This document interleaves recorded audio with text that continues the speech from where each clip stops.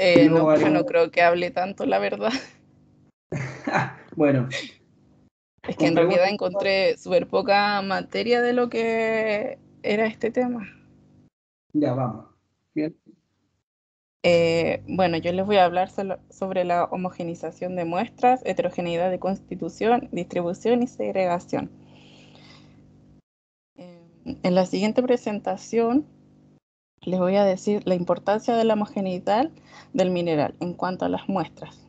También revisaremos conceptos básicos que estamos tratando en las PPT, además de mostrar ejemplos de cómo realizar la homogeneización. No sé qué me lo está cambiando, pero todavía no iba a avanzar. Bueno, objetivo de la presentación. Reconocer conceptos básicos, saber cuál es la importancia de la homogeneidad, ver ejemplos para obtener homogeneidad y reconocer los insumos. Bueno, el muestreo de mineral es la necesidad de determinar características físicas o químicas de grandes volúmenes o lotes de materiales, ya sea en reposo o movimiento. Se presenta en casi todas las operaciones y procesos minero-metalúrgicos. Por razones económicas prácticas, el reconocimiento de los lotes se obtiene a través de determinaciones realizadas sobre una fracción o muestra de material. La homogeneización como concepto básico. La materia muestrada debe ser rigurosamente homogénea, es decir, todas sus partes o elementos constituidos deben tratar de ser idénticos entre sí. No importa lo pequeño que sea la fracción que se considere o la forma que se extraiga, siempre se presentará la misma característica. Como conceptos básicos o importantes, todas sus partes son iguales, elementos constituidos idénticos, no importa la cantidad y la forma, se presenta en situaciones especiales y no es común en el área minero-metalúrgica. Bueno, la heterogeneidad de constitución y distribución son las partículas heterogéneas. No constituyen un medio continuo, sino que discreto. Esto permite que junto a una partícula puedan haber otras de composición perdón, o tamaño completamente distinto, produciéndose un cambio brusco de composición al pasar de una partícula a otra. Y este fenómeno se determina heterogeneidad de constitución. Puntos importantes para esto es que las partículas de diversos tamaños y composición no es continuo, sino que discreto. Cambios bruscos de composición no permite muestreo de forma exacta, repercute en la cantidad de muestras y en los análisis. Como segregación, podemos decir que se denomina a la marginación, exclusión y discriminación. Bueno, en este caso, el mineral que estamos extrayendo. La importancia de este tema es el muestreo puede verse afectado conforme al lote. Por esto es ideal sería que vengan del mismo terreno o chancado, etc. Así podemos calcular el tamaño 80 de manera más eficiente, porque una mala práctica tendrá consecuencias muy molestas, como por ejemplo, entre leyes del mineral informado por la mina y la concentradora, entre alimentación y salida del material de la concentradora, entre envíos de concentrado y recepción en fundición.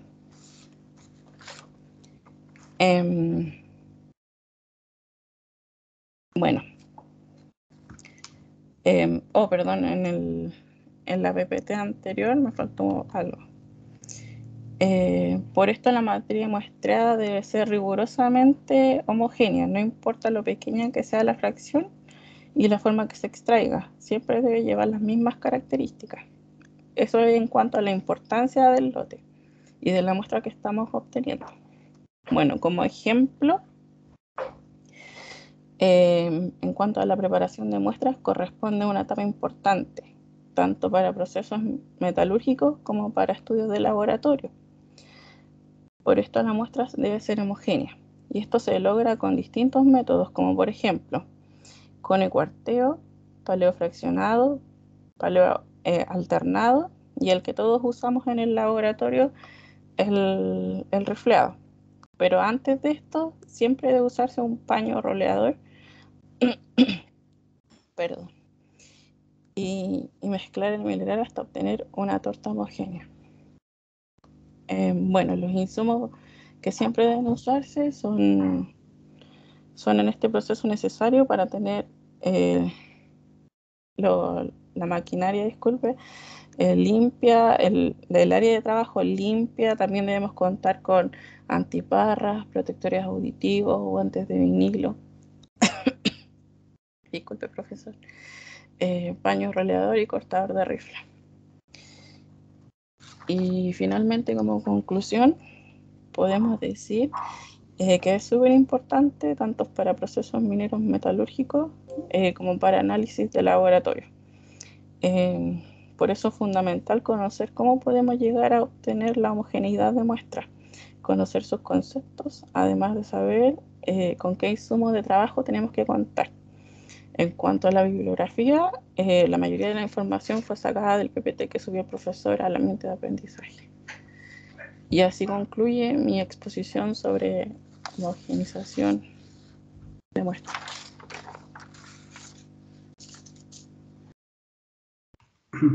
Muy bien, gracias Tamara. ¿Hay alguna consulta por parte de los compañeros sobre otros grupos de trabajo? No sean tímidos.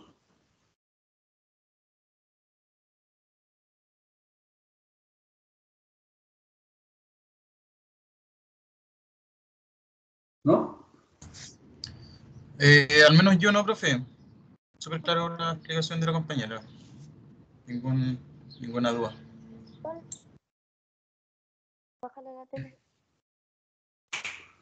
A ver, por ahí escucho a alguien a lo lejos, muy a lo lejos. No sé quién será. Bueno. A ver, Tamara, yo tengo 3 consultas para usted. Sí, profe, dígame. La segregación, entonces, de acuerdo a lo que explicó, ¿es lo mismo que la heterogeneidad? No. Podemos decir como heterogeneidad, minerales que no son constituidos de la misma forma o tamaño. En cuanto a la segregación, es como bueno, podría decirse que sí, porque estamos discriminando igual el mineral, pero este sería el mineral que no vamos a usar, o estéril que no estamos usando en este caso podría ser. ¿Ya? Y sobre la heterogeneidad, ¿cómo repercute que por error, no sé, de los operadores, tomemos una muestra heterogénea en los resultados? ¿Cómo, disculpe? ¿Cómo repercute que se escoja una muestra heterogénea en los análisis? ¿Cuál es la repercusión que esto tiene? Bueno, podría tener, en este caso de nosotros que estábamos haciendo malla en el laboratorio, podríamos tener un mal análisis.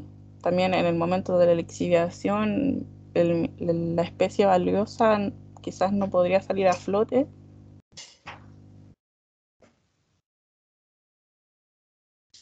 ¿Ya? Pero, por ejemplo, en un análisis granométrico, si tomamos una muestra que es heterogénea, ¿Ya? ¿qué opina usted respecto a los resultados? Bueno, yo creo que si es heterogénea, quizás habría más concentrado en algunos tamices erróneos. Nos podrían dar resultados erróneos en cuanto a tamices que deberíamos usar, a mallas, aberturas que deberían ser las correctas, nos daría un error. Ya. Ok. Bien. Sobre la última pregunta, ¿Sí? sobre el roleo, el ejercicio de roleo. ¿Ya? ¿Hasta cuándo o cuánto se tiene que rolear? Bueno, como dijo usted mismo en la clase pasada, hasta que yo vea que el mineral queda mezclado homogéneamente. Bien. Ya, Tamara, esas dudas nomás tenía con su presentación y con lo que haya adquirido también en la experiencia de laboratorio. Así que muchas gracias. Gracias a usted. Pasamos al siguiente grupo. Ya, en la lista estaba, en orden, ¿no? En orden tenemos... al parecer no me llegaron todos los mensajes.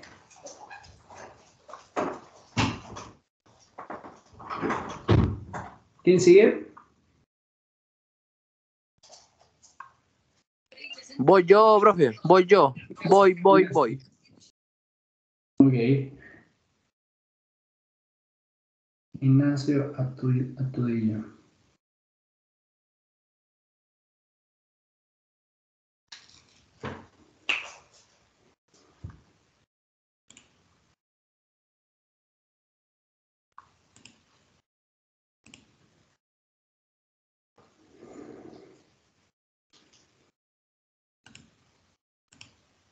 Cuando guste, nomás, estimado, puede proyectar.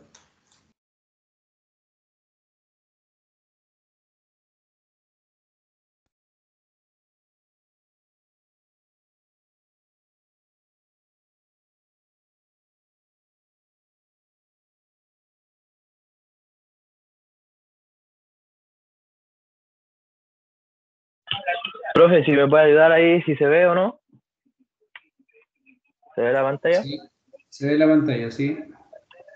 Ya, profe, yo presento con mis compañeros Ángel Quirós y Benjamín Parada. Ya, ok. Se ve de todas formas el Teams, no se ve la presentación. Sí, profe, ahora no sé si me puede ayudar viendo ahí. Sí, No ahora sé sí. si se verá la presentación. Sí, perfecto. Ya, profe. Primero que nada, buenas tardes, profesor, buenas tardes, compañeros. El día de hoy, con mi grupo conformado por Benjamín Parada, Ángel Quirós e Ignacio Astudillo, daremos a conocer la ecuación de Pierre-G. El tema de nosotros es el tema 7 y nuestro profesor Aldo Ahumada. Para empezar, como resumen, podemos decir que la ecuación de Pierre-G es la más utilizada en el muestreo de minerales, ya que esta ecuación está basada en 4 parámetros: factor de forma, factor de granulometría, factor de mineralogía y factor de liberación. La práctica usual es considerar valores fijos para los factores de forma y granulometría, dejando fuera a una gama importante de minerales. Con respecto al factor de mineralogía, se consideran solamente una especie mineralógica de interés y la ganga, no considerando otros casos, ya sea los minerales polimetálicos, donde hay más de una especie de interés.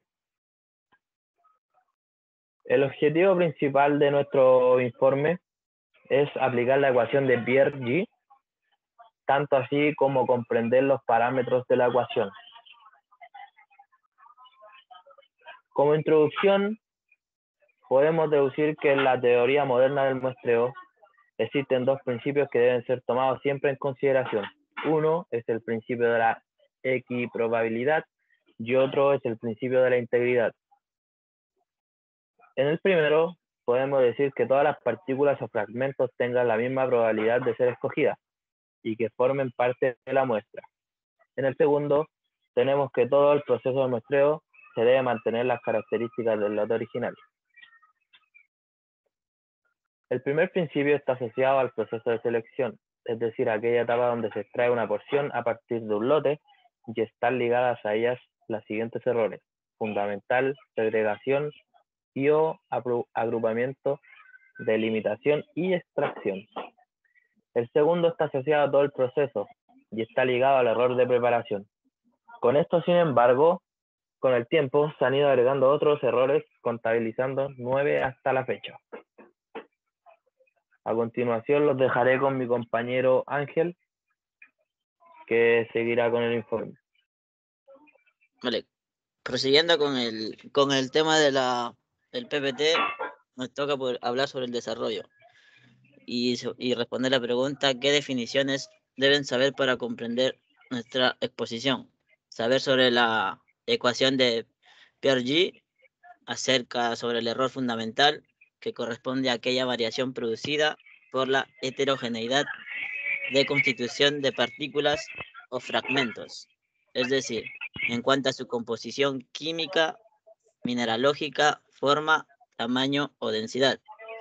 Y lo que acaba de decir mi compañero sobre el principio de la equiprobabilidad, que todas las partículas o fragmentos tengan la misma probabilidad de ser escogidas y que formen parte de la muestra. También sobre el principio de la integridad, que en todo el proceso de muestreo se mantengan las características del lote original. Sigue. La otra pregunta es, ¿cuál es la importancia de nuestro tema para el proceso de comminución? La importancia de conocer el error fundamental para cada unidad geológica es que podemos estimar la masa mínima que necesitamos obtener en cada etapa de selección. Y según esta ecuación, esta masa mínima depende del tamaño de partícula y de la precisión que necesitamos para la toma de decisiones sin que introduzcamos sesgo en el proceso. A continuación va a seguir mi compañero.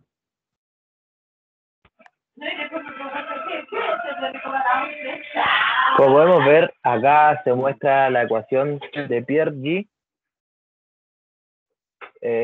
Acá tenemos varias definiciones de los conceptos. Por ejemplo, MS significa masa de la muestra en gramos, ml, masa del lote en gramos, D, que viene siendo el diámetro, D95 de partículas en centímetros, y C, constante de muestreo en gramos partido en centímetros cuadrados, dependiendo de D. Por otra parte, tenemos el factor de composición mineralógica. Como podemos ver, A sobre L es la proporción en peso del componente crítico o con valor comercial, MENA. El G sobre 1 es el peso específico del componente crítico, ya viene siendo la MENA. Y G sobre 2 es el peso específico de la ganga. Por otra parte, tenemos el factor de distribución de tamaños G. Depende de D y de D elevado a 1. Se utiliza lo siguiente. Si 2 es mayor que D, igual partido de elevado sobre 1 debe ser mayor que 4. Entonces G es 0,50. D elevado a 1 es el diámetro de las partículas mínimas, medidos en centímetros. En la práctica se utiliza D sobre 95. Por otra parte, tenemos el factor de forma de partículas, F. Si se supone que las partículas son aproximadamente esféricas, entonces F es igual a 3,14159 dividido en 6. Eso da 0,52. Se recomienda entonces utilizar el factor F como 0,5. Tenemos el factor de liberación, ya sean D, viene siendo el tamaño máximo de la partícula, D sobre L es el tamaño de liberación del componente crítico. Mediante esto, el diámetro de liberación corresponde al diámetro que hay que moler para que la mena se libere de la ganga. En este caso se recomienda utilizar L igual 1 si D sobre L es menor que D. A continuación los dejaré con mi compañero Benjamín.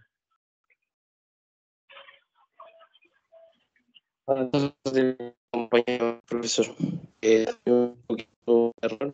Igual yo iba a explicar que la ecuación de compañero me ayudó un poco. Bueno, como hablaba nuestro profe en la clase pasada, justo tocó nuestro tema, que era la ecuación de Pierre, hablando un poco de los errores que se pueden cometer en los muestreos. Como decía anteriormente mi compañero, existen alrededor de casi 9 errores. Y ¿dónde entra nuestra ecuación de Pierre G? Bueno, que dentro de estos errores existe el error fundamental, que es el que es como el que nos permite, o es la base para permitir calcular los otros errores dentro de los muestreos. Entonces esto es como la base para sacar los porcentajes y esto nos va a generar impacto en nuestro análisis granulométrico. La ecuación de Pierre, como dice mi compañero, es la variación o la varianza del error de muestreo y se simplifica en estos términos. Bueno, la ecuación principal es 1 partido en la masa de la muestra menos 1 en la masa del lote.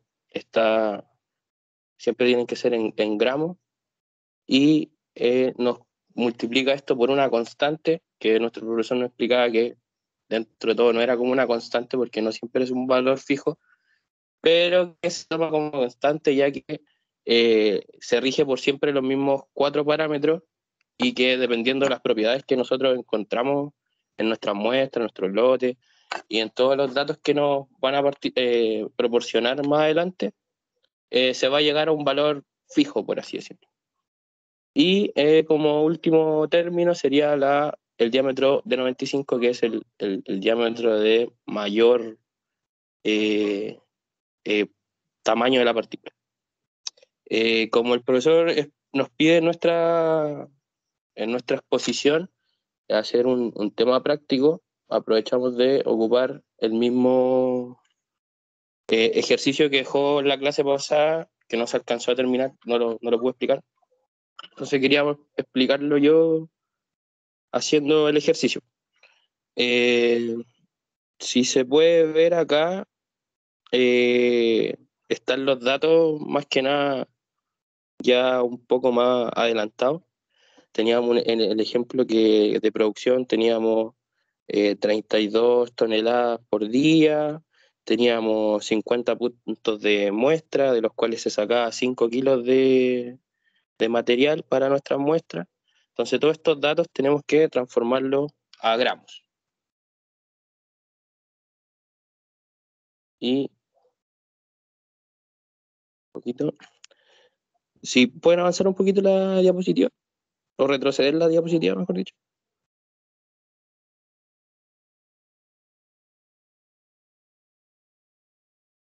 Otra más.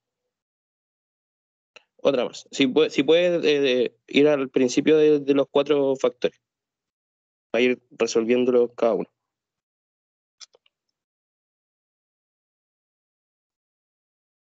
Bueno, vamos a calcular lo que es la constante primero, ya que los otros factores o términos que necesitamos ya los tenemos, que es la masa del lote, la masa de muestra. También tenemos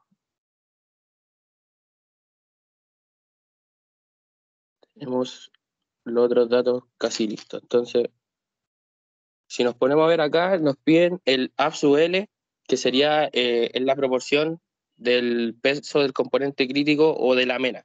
En nuestro caso, la mena de nosotros es la calcopirita, y en base a eso nosotros tenemos que sacar un cálculo con los pesos moleculares de esta mena, que sería el cobre, el fierro y el azufre. Al sacar este valor nos da un número de 0,3043, que se obtiene dividiendo el peso de la mena, que serían 56 gramos mol, que sería el componente de valor, dividido en el del peso total, que serían 184 gramos. Ese valor nos da 0,34 y lo debemos reemplazar en todas las A sub L.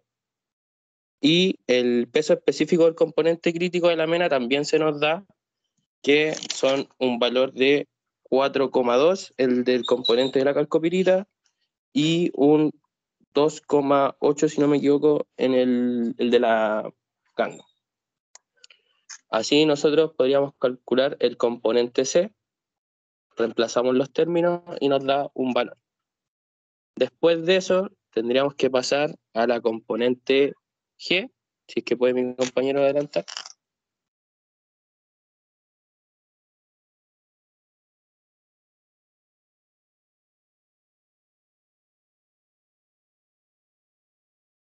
El componente G, bueno, ahí como dice mi compañero, se hace una división dentro del diámetro de partículas mínima, que sería el D05, que en nuestro caso es 0,05 centímetros.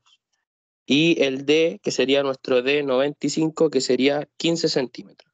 Hacemos esa división y ese valor nos da 714, o sea, es un mayor mucho más alto que el valor 4, entonces tomamos G como un valor de 0,25. ¿Puedes avanzar a la otra diapositiva? Ya, aquí tenemos el factor de forma de partícula, que nuestro profesor también nos explicaba que se toma como casi un valor fijo, que sería el factor de 0,5, que se tendría que multiplicar también a los otros dos factores. Y el último sería el factor de liberación, si es que puede adelantar mi compañero.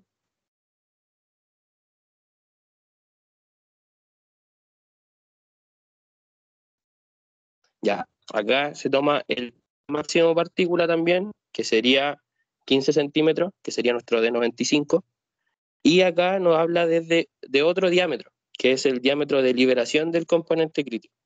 Este diámetro también se nos proporciona, y el factor de liberación es de 0,005. Entonces hacemos la comparación acá y nos diría que el factor de liberación va a ser igual a 1 si es que el grado de liberación es mayor a nuestro gramo, hasta nuestro tamaño de máximo de partícula.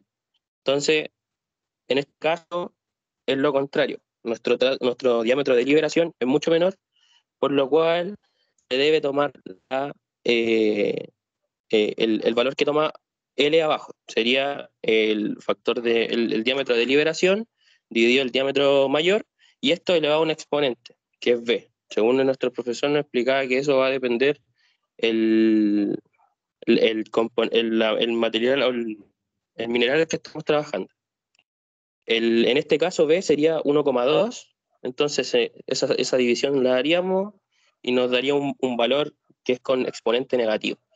Al multiplicar nosotros estos 4 factores, nos da una constante o un valor que es de 8,4 por 10 a la menos 4 gramos partido en centímetro cúbico, y esto se reemplaza en nuestra primera ecuación, junto con la masa del lote, junto con la masa de la muestra,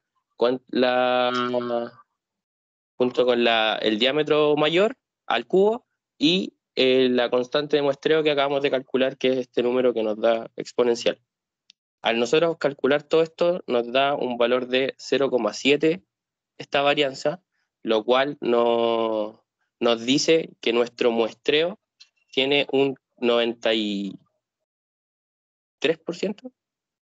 97% de efectividad, o sea, nuestra muestra es representativa, lo cual es lo que nos importa a nosotros, ya que si nuestra muestra no es representativa, nuestro análisis granulométrico se va a ver afectado y las leyes y todo lo que estimemos en base a nuestros muestreos va a estar erróneo, ya que no vamos a contar con una ley de mineral que esperamos, ya que nuestra muestra no fue representativa. Según Pierre G., si nosotros sacamos una muestra que no es representativa, como nos explican los parámetros anteriores, solo estamos tomando como un espécimen dentro del mineral. O sea, quiere decir que es como una parte que, claro, está dentro del lote, pero que no representa en realidad lo que existe dentro en valor a los minerales. Ahí, si es que quedó un poquito más claro el ejercicio explicando cada uno de los términos, lo dejo con mis compañeros para que procedan con los otros temas.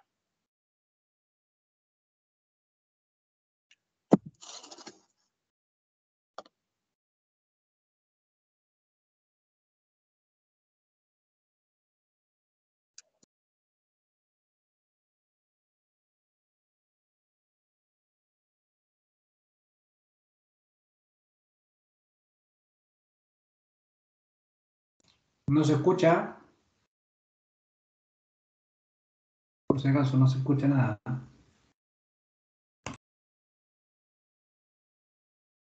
¿Se escucha, profe? Ahora sí. Porque a mí no me aparece las diapositivas, profe. Ahí sí. Ahora sigue mi compañero.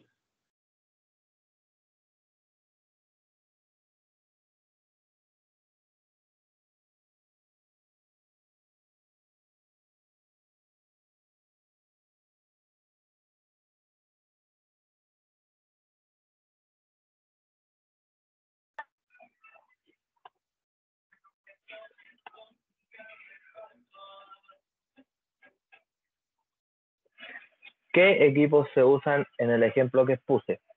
Para caracterizar los tipos de minerales existentes en un yacimiento minero, se efectúan diversas clases de análisis y se usan distintos equipos.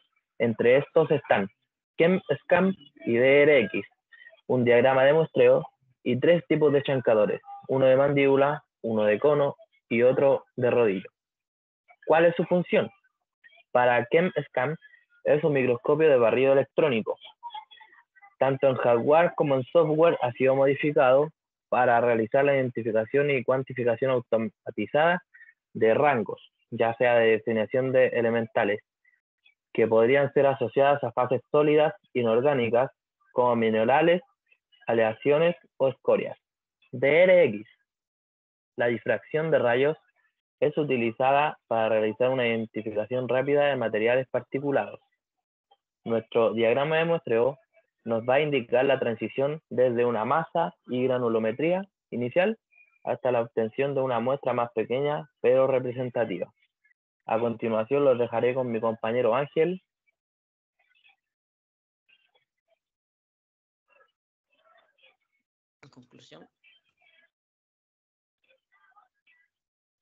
En conclusión, después de haber investigado tanto sobre la ecuación de Pierre-G, podemos concluir que con esta ecuación, la cual nos arroja un dato importante a la hora de nuestro muestreo, para ver si las muestras serán representativas y con esto saber de manera eficiente si tenemos la cantidad correcta de mineral de interés en nuestro yacimiento.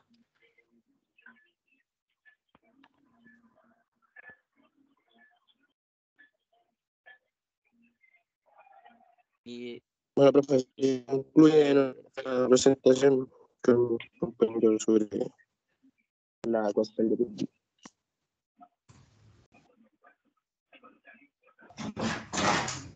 Bien.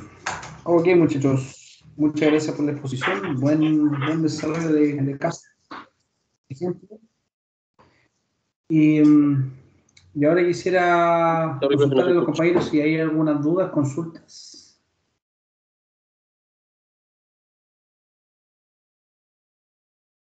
¿Aló? ¿Me escuchan? Sí, profe, lo escuchamos, pero parece que no hay Ahora sí, ningún profe. compañero que quiera preguntar o consultar alguna cosita. Ya, ok. Voy con mis 3 preguntas. Ya. Digamos que tenemos un caso en que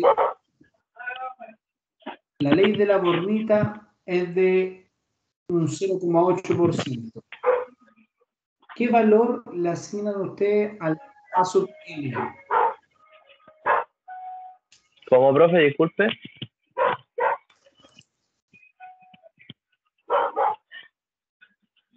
Repito, si tenemos un lote y se estima que la ley de la bornita es del 0,8%, ¿cuánto vale el A sub L?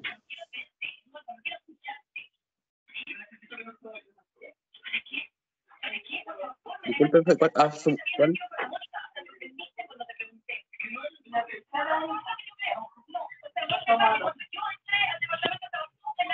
Disculpe, profe, yo le escucho igual mal. Ignacio, te aconsejo silenciarte. Sí, así, por favor, Ignacio, eso, para poder plantear la pregunta, porque al parecer, ya, ahí sí, ya. La pregunta es, repito, si la ley de la bornita es del 0,8%, ¿a cuánto equivale el A sub L?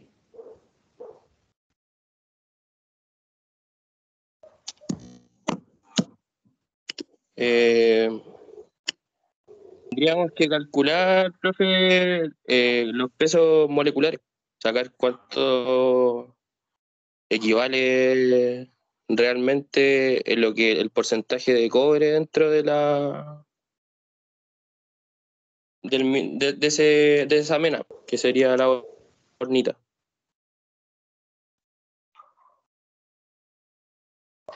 Ya, a ver, ¿podemos ir un poquito atrás? Por favor.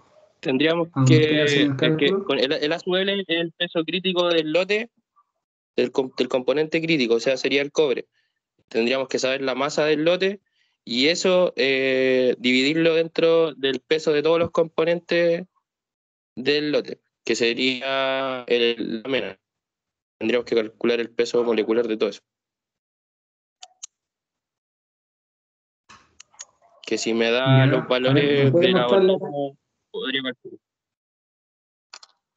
Mi compañero está, profesor, si es que puede devolver la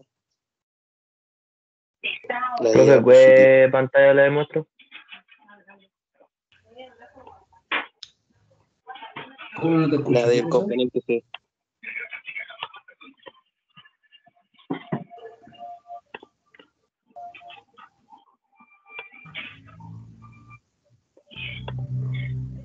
Acá.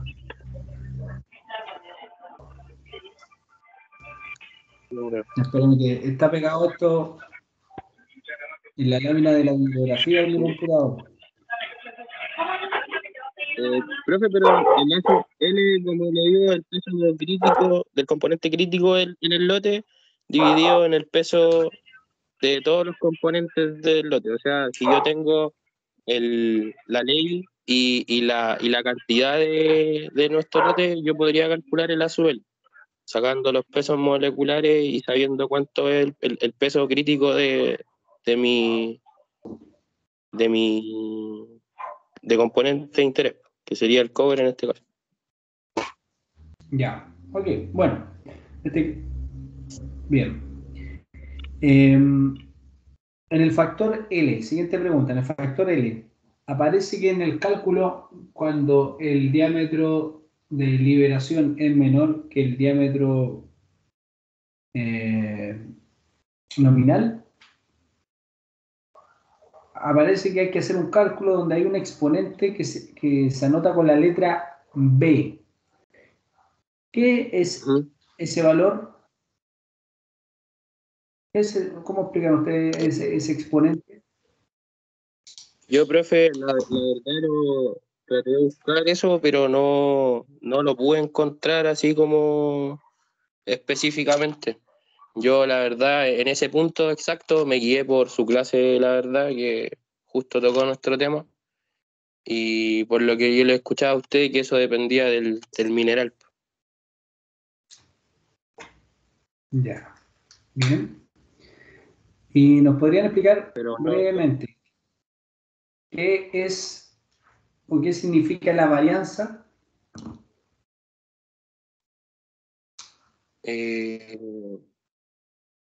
a ver cómo lo puedo explicar. Es como la relación que existe entre estos valores que serían los que toma esta ecuación, pues toma los diámetros de las muestras, los tamaños, y también las densidades. Entonces, en base a eso, esta variancia o este error que los parámetros que calculamos nos permiten ver que la distribución de estos tamaños no es tan alejada. Entonces, nuestra muestra, si la variancia, este error que se genera, al no ser alto, nos permite ver que nuestra muestra es representativa, que la distribución en base a lo que es tamaño y lo que es componente de interés, no sea tan distinta, que no sea tan dispersa. Entonces eso va a hacer que nuestra varianza, al ser menor, nos demuestra que nuestra muestra fue representativa y los valores o los datos que recopilemos van a ser acertados. Nos van a llevar a una buena explotación quizás más adelante en nuestro proyecto. Bien. Ok, muchachos, esas eran las preguntas que tenía para usted. Parece que Adán tiene otra pregunta más, ¿no es cierto?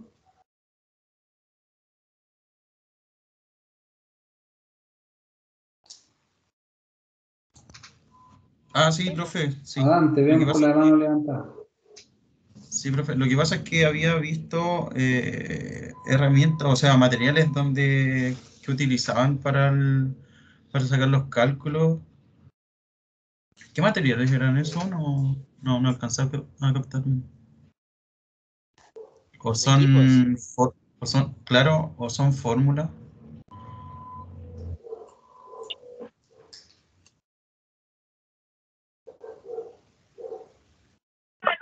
Compañero, ¿podría repetirme tu pregunta, por favor?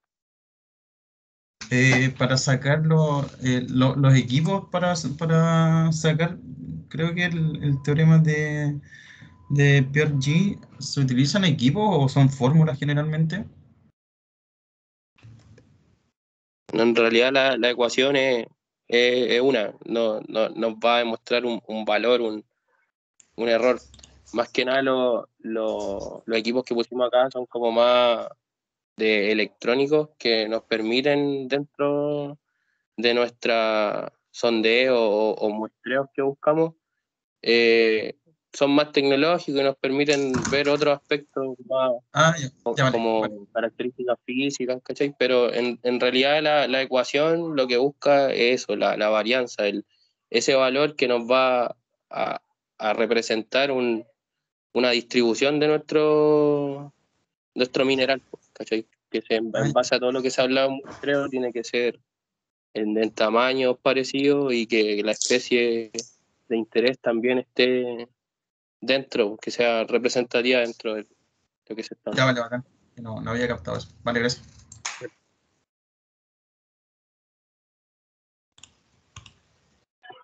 Javiera, Ya, ¿tú tienes dentro alguna pregunta? también tenemos... Así es. No, ninguna pregunta. Es que queríamos saber si podíamos alcanzar a disertar nosotros.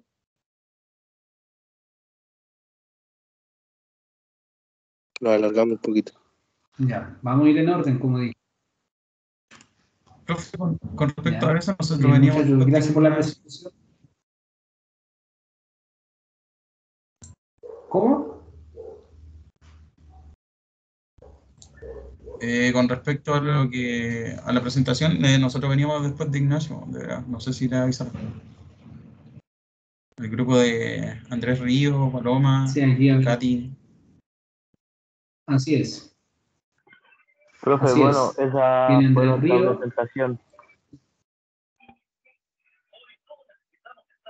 Bueno, gracias por el cierre. Bien, buena presentación. Vale, Gracias. profe, gracias. Gracias. Sí, entonces Andrés Río y luego viene. Muy bien, gracias a ustedes. Cristian Brevis. Luego viene Ángela. Estoy viendo la lista que quedó en el chat. Ya, ese es el orden, bien. Vamos con la siguiente. Andrés, por favor, si no alcanzamos ahora, nos tomaremos la próxima clase, así que no se preocupe. Ya, profe, vamos a presentar. ¿Paloma, estás por ahí? Sí, voy a subir la diapositiva. Profe, un alcance a una de nuestras compañeras, Catherine, le escribió por una situación familiar puntual que tiene ella. No sé si lo alcanzó a ver, pero ella dejó sus audios y los vamos a reproducir mientras vamos pasando la PPT. Bien, veamos cómo resulta eso. Espero que bien. Andrés Ríos, Paloma.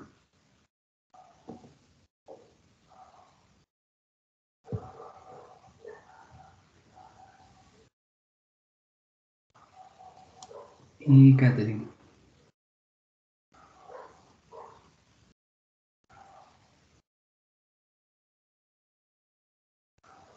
Ya, errores de muestreo. Bien, vamos.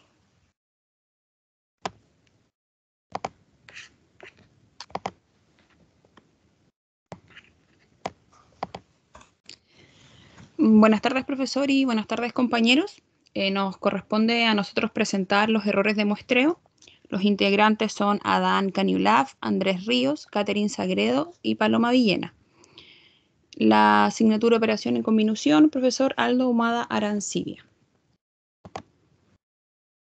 En resumen, el muestreo mineral es un proceso que guarda diferencias con cualquier otro proceso de muestras estadísticas. Esto fundamentalmente porque sus muestras son heterogéneas y resulta complejo tener muestras representativas de las mismas.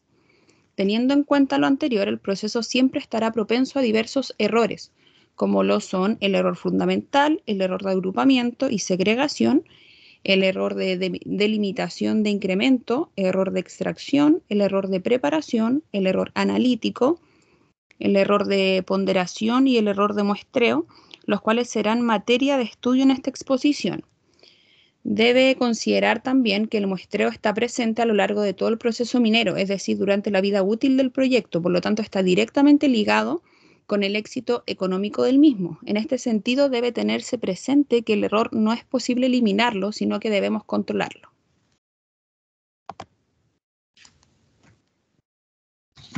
De los objetivos, el objetivo general es exponer y explicar los tipos de errores del muestreo de mineral. Los objetivos específicos son exponer aspectos generales acerca del muestreo de minerales, exponer en detalle los errores de muestreo, que son el error fundamental, el error de agrupamiento y segregación, el error de delimitación del incremento, error de extracción, el error de preparación, el error analítico y el error de ponderación. Y exponer ejemplos al respecto. Mostrar la afectación del error en el proceso de conminución también es el objetivo específico.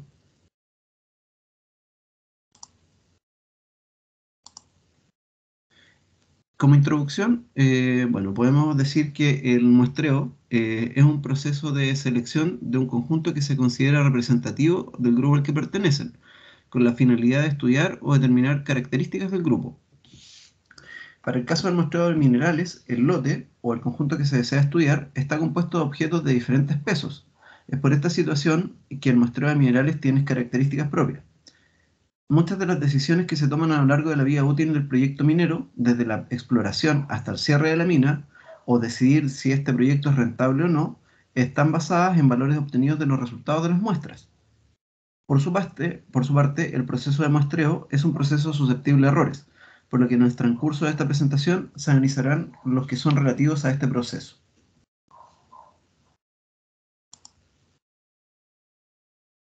De conceptos generales, algunas definiciones importantes para esta presentación son el lote, que se refiere a un conjunto de materiales cuya composición quiere estimarse, el incremento, que corresponde a un grupo de partículas extraídas de un lote en una sola operación, por ejemplo, una palada de un incremento.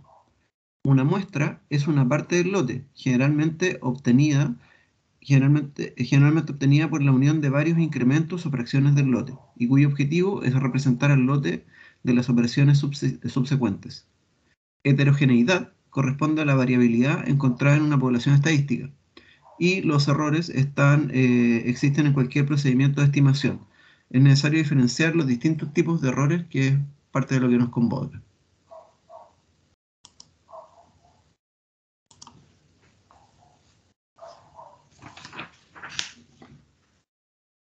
¿Adán? Sí. Buenas tardes a todos, compañeros, profesor. Bueno, yo les voy a hablar acerca del error fundamental. El error fundamental es un error mínimo de muestreo que se obtendrá si se seleccionara cada partícula aleatoriamente, una a la vez. Para una determinada masa de muestra, el error fundamental mínimo error de muestreo que existirá si el protocolo de muestreo fuera implementado de manera perfecta. Por lo tanto, para un estado dado de conminución, el peso de la muestra y el error fundamental es el error posible, el menor error posible. A pequeña escala, la heterogeneidad de contribución es el responsable del error fundamental. El error fundamental puede ser pequeña para los contribuyentes mayores y materiales finos, pero puede ser significativos para contribuyentes menores. Aquí podemos apreciar la fórmula que creó, o sea, que salió de Pierre G, donde podemos obtener el error fundamental del muestreo. Cabe destacar que el error fundamental abarca a todos los errores que vienen en las siguientes diapositivas. Esto va a depender de el tipo de error que abarca en cada procedimiento. Siguiente, por favor. Bueno, el error de agrupamiento y segregación. Este tipo de error está asociado con la realidad toda vez que en la práctica las muestras no son colectadas de una a una de manera aleatoria. A pequeña escala, la heterogeneidad es responsable del error de agrupamiento y segregación. Este error puede prevenirse y disminuirse considerando optimizar el error fundamental. Esto quiere decir que, como en laboratorios vimos, las muestras que nosotros tomamos tenían que ser de una granulometría, perdón, un tamaño de 250 hasta 500 gramos, que es un peso acorde para que haya menor error en la muestra. Aumentar el número de incrementos por muestra, homogeneizar el material antes de tomar los incrementos, prácticamente fue lo que hicimos en el roleo. O cuando tamizamos en este caso. Siguiente, por favor.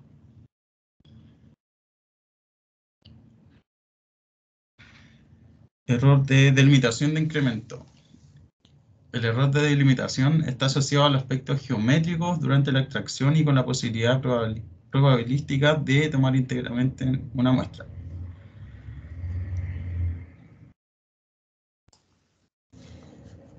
La siguiente. Y el error de extracción. Esto fue lo que podemos apreciar en laboratorio también, que fue lo que es en el cortador.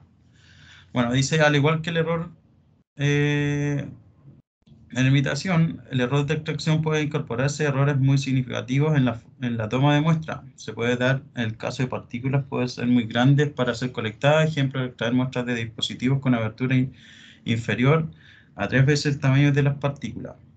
¿Qué quiere decir esto? Que nosotros al momento de tomar una de los dos capachos con muestra, estas tienen que ser tiene que estar bien homogeneizada. Es decir, que tengan las mismas cantidades de partículas, el mismo tamaño, que no hayan partículas muy grandes o que no haya muchos finos dentro de los capachos. La siguiente, por favor.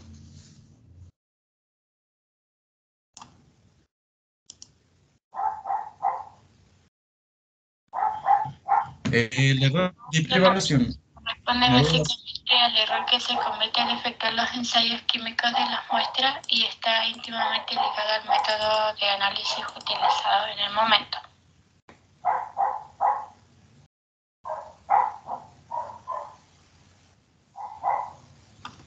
Por otro lado tenemos el error de interpolación y en este error se asume que la muestra representa adecuadamente un sector, por lo que difiere con la realidad.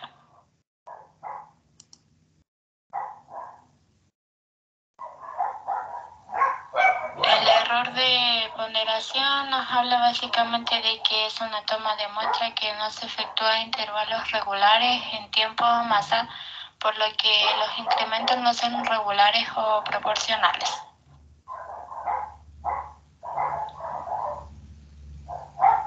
Y el error de muestreo es el tipo de muestreo que al utilizar está muy ligado a las características de las muestras y al objetivo final de la caracterización.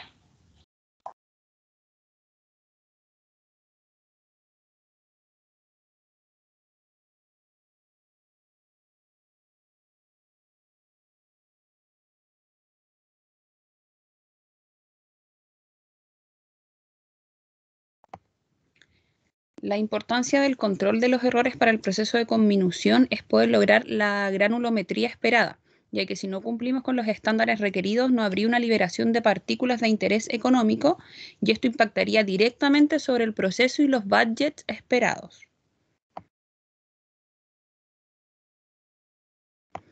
Algunos ejemplos prácticos pueden ser la preparación mecánica de mineral, la extracción de muestras para análisis, determinación granulométrico, análisis químicos.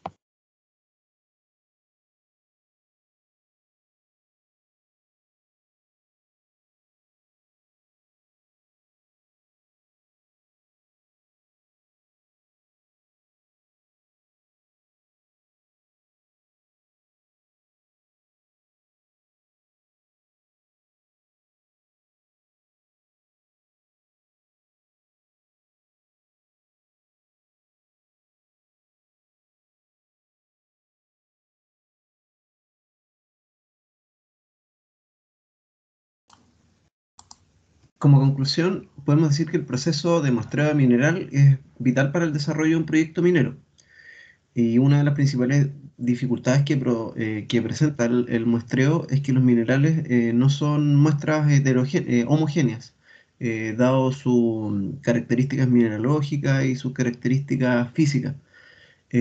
Por lo tanto, en su mayoría de los muestreos los errores son inevitables, pero lo que se debe tener en consideración que, ya que son inevitables los errores, deben ser controlados, dada la importancia que manifiestan para el proceso.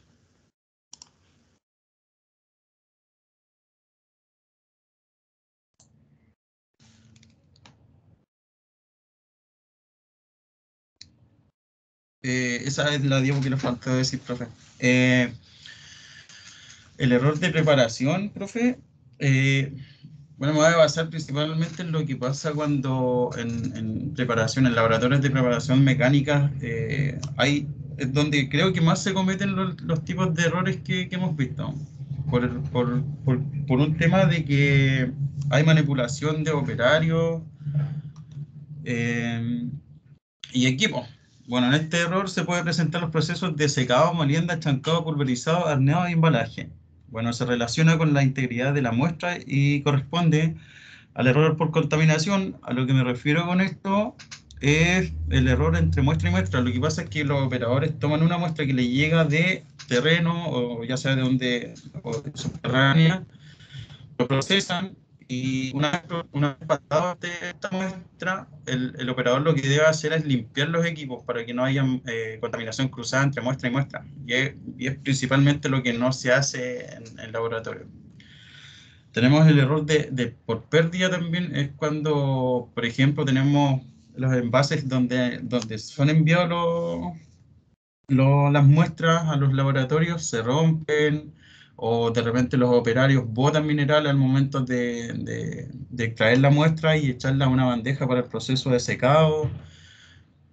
Tenemos los errores por alteración también, que son por composiciones químicas, por procesamientos inadecuados, también de los operadores, y el error humano. Principalmente los mismos operadores son quienes más son los que se ven afectados aquí, porque ellos son los que manejan o procesan el mineral en sí. Tenemos porque personas nuevas que no son capacitadas, personas que les da igual cuáles son los protocolos que se llevan al momento de realizar un análisis granulométrico, un procedimiento para obtener una buena granulometría de un mineral. Y tenemos los fraudes o sabotajes que, si bien sabemos, hay muchas empresas que realizan procedimientos de laboratorio de conminución, y se ha visto casos que va una persona X de una empresa a otra empresa solamente a perjudicarla y hacer saber que no se está haciendo un procedimiento adecuado. Eso es principalmente lo que pasa con el fraude y sabotaje. Y eso sería todo. Gracias. Bien, muchas gracias por la presentación, bastante completa. Ya es una presentación más de carácter teórico. Se abordaron bien los puntos, entonces ahora les cedo la palabra a los compañeros para que hagan unas preguntas si quieren al respecto. Tal vez desde la experiencia de haber asistido al laboratorio, que ahí obviamente por términos de tiempo somos muy categóricos con disminuir o sesgar estos errores, pero si no hay preguntas paso a mi ronda de preguntas, aunque en realidad lo que tenía aquí expuesto, Adán, con lo que mencionaste al final, lo respondiste casi todo, ¿ya? Salvo una. Ya, que igual es media pesada la pregunta, pero si yo soy un cliente y ustedes ¿Ya? tienen un laboratorio metalúrgico y me prestan servicio, yo como cliente, ¿cómo acredito que se cumplan todos los procedimientos de tal manera que no se vean tan afectados los resultados por los errores que ustedes pusieron? Profe, ahí hay, bueno, tema de control de calidad y la aplicación de las normas ISO, Ya. que cumplen con los, bueno, ahí es un poquito más específico el tema, pero es como la certificación de que van a cumplir con los protocolos que dicen que tienen que cumplir. Bien. Profe, Bueno. aparte, Ujú. o sea, sumándome a lo que dice el Andrés también, lo ideal es contratar personal que sea, que sea capaz de saber lo que está haciendo en realidad. Personal, por ejemplo, técnicos mineros, ingenieros, y no traer a otras personas que solamente lleguen a trabajar, sino que sepan lo que están realizando en realidad. Bien, ok, genial. Bien, justamente quería escuchar esa respuesta de la norma ISO y podría calar más hondo, indicando o preguntando qué norma, ¿ya? Pero no es parte del curso, más que nada quería saber si saltaban ahí bien con esa pregunta y por lo visto así fue. Ya, Sí, profe, es buena la presentación. acreditación de la calidad básicamente que uno le puede ofrecer al cliente. Así es, efectivamente, bien. Ya muchachos, bueno, alcanzaron a exponer 3 grupos, lo cual me deja muy satisfecho y contento porque veía que esto se me está escapando un poco por las manos, entonces le agradezco al compromiso y bueno, para la próxima clase lo que tendremos que hacer es tomar una segunda sesión para exponer esto, como estaba planificado, con la diferencia que nos desplazamos un día, bien. Eh, Así que quedan pendientes esos grupos para la próxima semana, lo que me obliga a postergar la prueba por una semana más, ¿ya? Lo cual me deja en una posición un poco compleja, ya que tenemos una semana de receso que comienza la primera semana de noviembre. Bien, entonces luego de esa primera semana tendríamos la prueba que vendría a ser el 8 de noviembre, ¿ya? Así que a prepararse, aprovechen de descansar esa semanita también, pero estudien, ¿ya? Bueno, pero esas indicaciones se las daré más adelante. Y la clase del 27, entonces miércoles 27, bueno, para ir en orden, lunes 25 terminamos con las exposiciones, miércoles 27 ponemos en práctica todo lo que es PRG, ¿ya? Para poder evaluarlo en la prueba, que estará fijada para el lunes 8 y de hecho la voy a cambiar en sistema de inmediato. Bueno, y si me preguntan, tenemos como excusa, bueno, no es una excusa en realidad, tenemos como argumento que como se dividieron las secciones, obviamente hubo un desplace en la planificación, pero estaremos desfasados una semana, no es tanto, ¿bien? Ya muchachos, los grupos siguientes entonces, prepárense y repasen para el lunes. Muchas gracias por las presentaciones. Bien. Les dicto las notas. Presentación de la señorita Tamara Molina, un 6.5. Presentación del grupo Ignacio Estudillo, Ángel Quirós, Benjamín Parada, un 6.6. Y la última presentación, un 7. Así que, muy bien. Profe, disculpe, es Tamara Reynoso. Ah, perdón, Tamara. Sí, no se preocupe. Tamara Reynoso, ¿bien? Bueno, esta presentación recuerden que equivale a un 25% de su prueba y el 75% restante en la nota. Así que aún hay cositas en juego, pero ya tienen buena base. Ya, nos estamos viendo. ¿Bien? Gracias, profe. Chao, que esté bien. Gracias, Nos profe. vemos, Luis. Chao, profe. Chao, Cuídese. chao. Chao, profe, buenas noches. Buenas noches, chao.